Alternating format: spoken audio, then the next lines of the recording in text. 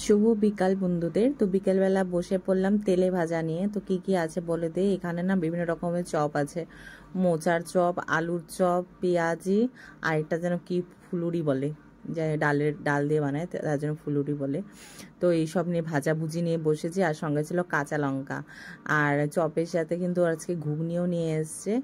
এই যে ঘুগনিটা গুচুরি ভাজাটা যাতে মাখিয়ে নিয়ে এসছে, আর ঘুগনি আর চপ খেতে একসাথে খুব ভালো লাগে। তো আজকে বিকেলবেলা এটাই ছিল টিফিন। তো ফার্স্টে খাবো হলো এই যে মোচার চপটা ফার্স্টে খাবো। মোচার চপ খেতে ভালো লাগে খুব। আর এই যে এদিকে খাবো হলো ঘুগনিটা মাখছি ভালো করে, লঙ্কা টঙ্কা বেশি ঝাল করে দিতে বলেছি। আর এই যে মোচার চপে এক কামড় দিয়ে আবার লঙ্কা এক কামড় দিয়ে নিলাম, হেব্বি লাগে, ঝাল ঝাল ফাটাফাটি লাগছিল খেতে। আসলে বিকেলবেলা বা সন্ধ্যাবেলা এসব না থাকলে হয় না, হয় রোল চাউমিন, নাহলে চপ। আর শেষে খাবো হলো পেঁয়াজি।